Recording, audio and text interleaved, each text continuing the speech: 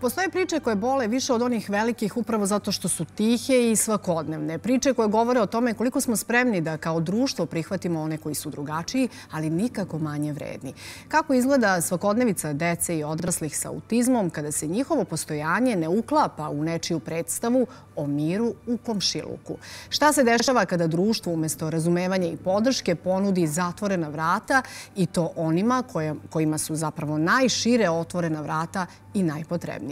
Jedan centar je morao da promeni adresu, ali ova priča nije samo o adresi, ona je i o vrednostima. Da li je inkluzija samo prazna reč na papiru i kako izgleda borba roditelja i stručnjaka za dostojanstven život dece sa autizmom? O tome pričam sa Ivanom Kovačević-Gagić, oligofrenologom i osobom koja godinama stoji uz one koje društvo često drži po strani. Dobar dan, dobrodošli i hvala vam što ste tu da podelite sa nama ovu priču. Pa ajde da krenemo od toga. Kako je došlo da centar koji je vrlo posvećen deci prevashodno, pa i odraslim osobama sa autizmom, da promeni adresu? Pa ovako, ja bih negdje krenula iz neke naše, ajde da kažem, istorijskog nekog dela, jer stvarno u ovom centru radi terapeuta nas 16 koji imaju višegodišnje iskustvo što u kliničkoj praksi, što negdje i u privatnim i u zdravstvenim ustanovama i državnog tipa.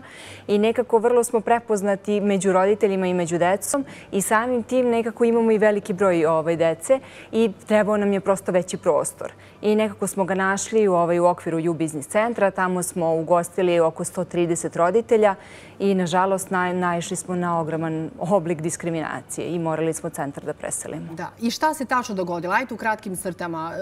Kada je nastao problem? Problem je nastao s obzirom da deca sa autizmom imaju određenu vrstu poteškoća senzornih i uglavnom kada su prenadraženi znaju često da reaguju, uslovno da kažem, nekim krikom ili bučnijom nekom reakcijom. To je naišlo na negodovanje komšija, konkretno komšinice iznad centra gde smo se mi nalazili, koja je vrlo negativno reagovala time što je udarala metalnim predmetima o radijator, zatim urlala sa prozora, presretala roditelje na hodniku, nas zvala na privatne telefone. To je onako baš bila intenzivna reakcija koja je trajala sigurno jedno 5 meseci. I evo, mi ćemo da pustimo sada jedan snimak i da čujemo kako je to izgledalo, pa ćemo da nastavimo razgovor.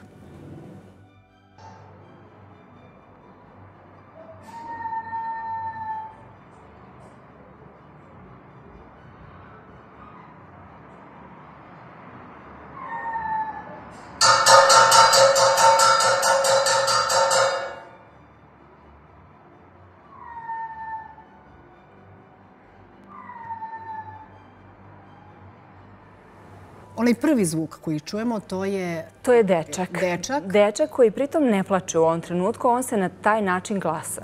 I u pitanju je dečak sa autizmom, nakon koga je komšinica toliko jako udarala u radijator da se on dodatno senzorno prenadražio i krenuo intenzivnije da se glasa.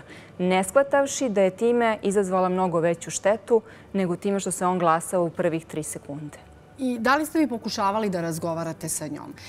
Ona je, verujem, i tekako bila svesna o kakvom centru se radi. Tako je. Ko dolazi u taj centar? Kolika podrška i razumevanje je potrebno da bi taj centar funkcionisao onako i imao pravu namenu. Jeste li vi pokušavali da je pokažete? Apsolutno. I suprug i ja, tačnije suprug je odlazio gore kod njih u stan. Mi smo zvali inženjera za akustiku. Hteli da prosto adaptiramo prostor stavljajući neke zvučne panele. Međutim, ni to nije prosto bilo dovoljno. Ona je imala komentare da ona želi tišinu, da ne imenujem kolika je cena njenog stana i da u odnosu na to ona želi mir. Iako je svesna da se nalazi u najprometnijoj ulici maltene na Novom Beogradu, ispod našeg te zgrade je kafić koji ima određenu buku. Tako da ovo je vrlo bilo onako upućeno i nama, i deci i roditeljima, a ne tom nekom njenom zvučnom, nekoj zvučnoj izolaciji ili prostoru. I taj pritisak je zapravo doveo do toga da vama otkažu upravo taj prostor. Tako je. Oni su nekako ispratili da se organizuje neki kućni savet i da se taj upravnik pozove. Naravno, nismo bili pozvani na to. Nekako nam je listić za taj datum stigao kasnije u sanduče. I onda je par stanara izglasalo da im je ta buka nepodnošljiva. Pritom moram da kažem da od nekih 70% zgrade ja verujem da nije imalo pojma šta se dešava i onda su oni pravili pritisak na tog gazdu koji je nama iznajmljivao. Poslovni prostor, moram da kažem, mi smo plaćali porez na taj poslovni prostor i toliko su ga mailovima bombardovali da je čovek prosto odlučio da mu to ne treba i dao nam je otkaz i morali smo 1. juna da se iselimo. Da.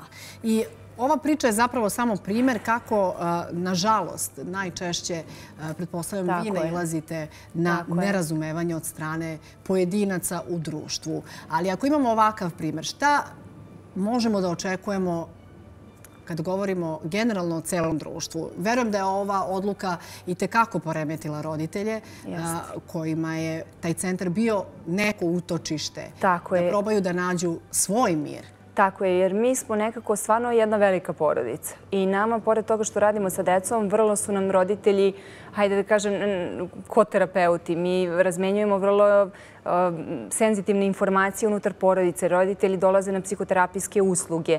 Vi uđete u jedan intiman prostor jedne porodice. Samim tim oni organizuju svoj način života i dolaska do tog centra. Da ne kažem koliko samohranih majki imamo koje su prosto prinuđene da sve nekako u tom multitaskingu obavljaju, da dovode dete i da rade. I samim tim izmeštanjem centra je onako baš za njih bilo ogromno i naravno otežalo im svakodnevno funkcionisanje. Koliko je vas kao stručnjake upravo ova priča obeshrabrila? Jer nekako vi ste uvek tu ispred svih tih roditelja i te dece da krčite put ka nekom normalnijem životu. Rekoh ja u najavi, mi ćemo svako malo čuti reči inkluzija u bilo kojoj obrazovnoj ustanovi generalno koja je deo ovog društva, ali ako imamo ovakve primere, koliko to obeshrabruje?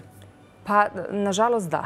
Nažalost da, međutim to nam negde iz druge strane daje vetar u leđa da o ovome glasno govorimo i veoma vam hvala pre svega na ovoj prilici da kažemo i samim tim da osnažimo i roditelje da kad im se dešava ta vrsta problema da i oni izađu sa svojim sadržajem. Jer dešavalo nam se da roditelji traže od nas izveštaje, ne bi li odneli negde nekom kućnom savetu, jer otprilike zvali su im policiju, ne znam, dolazili su na vrata i tako dalje, ne shvatajući da dete ima problem i da u odnosu na to oni ne uspevaju da ga stišaju neki deo dana. Tako da kako je ovo priča centra, to je vrlo priča i porodica, nažalost, roditelja dece sa autizmom. Da, i u jednom od tih, da kažem, upotrebit ću tu reč promotivnih videa koji se tiču rada vašeg centra, vi kažete diskriminacija uopšte ne mora da bude glasna. Čak i taj pogled koji nije prijateljski, ako je upućen prema detetu koje u tom trenutku prolazi razna emotivna stanja, pa ih na taj način bukom, vriskom definiše, i to je diskriminacija. I to je diskriminacija. Dešavalo se da roditelji bukvalno uđu u centar i imali su komentare u liftu koje su dolaze od pojedinih stanara, tipa da neće da uđu zajedno sa njima u lift, da namerno čekaju, da oni odu pa da onda, mislim, to nekako ljudi osete i to se baš se vidi. Osete i ta deca. Tako je. I ako vi nemate neki osmeh ili neku bombonu za to dete ili kako god, naravno da ćete ga dodatno diskriminisati i nekako dovesti do toga da se osjeća još lošije. A upravo su to koraci, ti mali koraci kako mi možemo da menjamo ovo društvo da bude još bolje. Gde je sada centar? Centar je sada, ja se sad stvarno nadam, mi smo našli jednu kuću na autokomandi koja je onako baš poprilično lepo prilagođena, ima i dvorište i preko puta je ogroman park u Jove Iliće u ulici i nekako su nam, roditelji su od juče sa nama i baš imaju lepe reakcije i deca jako lepo reaguju na prostor, jer njima je negde sad i neophodna adaptacija, iako su terapeuti poznati, ali je okruženje i sam ambijent je drugačiji, tako da, ali za sad su reakcije fantastične. Da. Šta je ono što centar želi posebno da naglasi i vi kao stručnjaci koji tekako glasno govorite o tome koliko mi nekako nismo nekada podrška. Šta je ono na čemu je sada trenutno usmerena pažnja? Rekao ste ovakve priče kao što je primjer te gospođe koja je činila to što je činila, da je to samo dodatni vetar u leđe, da menjamo, rekoh ja, društvo na bolje. Kuda sada ide vaša snaga dalje? Pa nekako i mi interno stručnjaci između sebe trebamo o tome jako puno da razgovaramo, jer ovo nije stvar samo našeg centra. To se sigurno dešava i kod drugih kolega i nekako je važno da i njih osnažimo sa te strane da govore o svojim primerima, jer ih sigurno ima. Sa druge strane, važno je među roditeljima da razmenjujemo iskustva, ne bi li se i oni osnažili i izašli sa njihovim delom sadržaja. Veoma je važan kadar po vrtićima i po školama, sa njima dodatno razgovarati, da određene stvari... To je ta inkluzija o kojoj Tako je, i da nekako ona ne ostane samo slovo na papiru, nego da se omogući sistem podrške i za decu i za roditelje, bez obzira da li je dete u školskom ili, ajde kažem, vaspitno-obrazovnom sistemu unutar vrtića. A koji je najčešći kamen spoticanja? Eto, kada govorimo o inkluziji, eto, spomenuli ste vrtiće, spomenuli ste škole. Da. Nažalost, nema dovoljno stručnog kadra. Defektologa konkretno, ja mislim da retko koja škola ima, po nekog logopeda. Međutim, svesni smo da prilagođavanjem plana i programa deci koji imaju određene specifičnosti mora da radi i oligofrenolog. Tako da u tom delu to prosto ne postoji. Samo je nekako na papiru i ono što bi trebalo negdje dodatno jeste osnažiti učitelje i edukovati više na koji način i kako da pristupe sa decom s obzirom da ima različitih poteškoća. Svako dete je individua za sebe. Ali na taj način ne utičemo i na decu koja su deo tog, recimo, razreda. Da, apsolutno. Koja također mogu i tekako da budu ogromna podrška iz iskustva. Govorim i to su zaista fantastične lekcije o životu. Tako je. Koje sigurna sam da ostaju i za dalje. Koliko se bavite ovim poslom? 16 godina. 16 godina. I sada da se vratimo mi 16 godina unazad, pa da prođemo tih 16 godina zajedno. Jesmo li se pomerili, makar malo?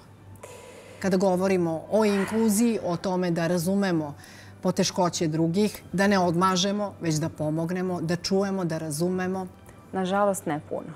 Imam utisak da su se deca nekako najviše pomerila kao u tom nekom smislu vršnjačke podrške. Gledajući po mom dečaku, jer i ja sam mama, kad razgovaramo o tome, nekako on ima potpuno drugačije, ima otvoreno srce ka tome. Svi nekako odrasli gledaju to sa dozom rezerve. Tako da, nažalost, mislim da se puno toga nije promenilo. Sistemski? Sistemski. Sistemski, tako je. Jedno vuče drugo. Jedno vuče drugo i to je nekako vrzino kolo u kome, nažalost, samo deca i roditelji trpe, a i mi stručnjaci zajedno sa njima. Da. Na koji način, za kraj, samo eto da nam kažete, centar funkcioniše i recimo ako sada nas sluša neki roditelj i želi da čuje vaše mišljenje, da porazgovara, nekada čini se njima je dovoljno da porazgovaraju, barem na kratko sa vama, na koji način mogu da vam se jave? Kako funkcioniše generalno centar? Da, naravno imamo na mrežama imamo naše objave i tu prosto mogu da nađu i broj telefona i adresu. Ono što je važno jeste da prvo se upoznamo i da uradimo taj dijagnostički deo pregleda i onda u odnosu na to planiramo tretman, jer nije za svako dete svaki tretman isti, niti treba svako da dete bude na istim tretmanima. Tako da prvo da uradimo dijagnostiku, a nakon toga da dete uključimo dalje u proces rehabilitacije. A mi koji smo u prevozu, koji šetamo parkom pa naiđemo na dete koje ima autizam, kako mi da pomognemo? Pa pre svega da ih nekako, da se ne sklonimo, da ih ne osudimo, čak ni verbalno, ni telom, jer telo je često neverbalni deo signala i vi samim tim što napravite odstupnicu ili okrenete rame, već ste nekim delom diskriminisali nekoga. Tako da budemo otvorenog srca i širokih pogleda, da to trebamo prosto da razumemo i da ukoliko možemo i to dete uključimo u igru u parkiću, ukoliko se naše dete tu igra, jer i ono sigurno može mnogo toga da pruži. To sigurno. Da. Mnogo vam hvala što ste izdvojili vreme za naše podne i puno uspeha na novoj lokaciji. Podsjetite još jednom samo koja je lokacija. Jove Ilića 1 na Autokomandi. Da, i da što više dece uživa zajedno i da imaju što bolji i kvalitetniji život zajedno sa nama. Hvala vam najljepše. Hvala što ste bili tu.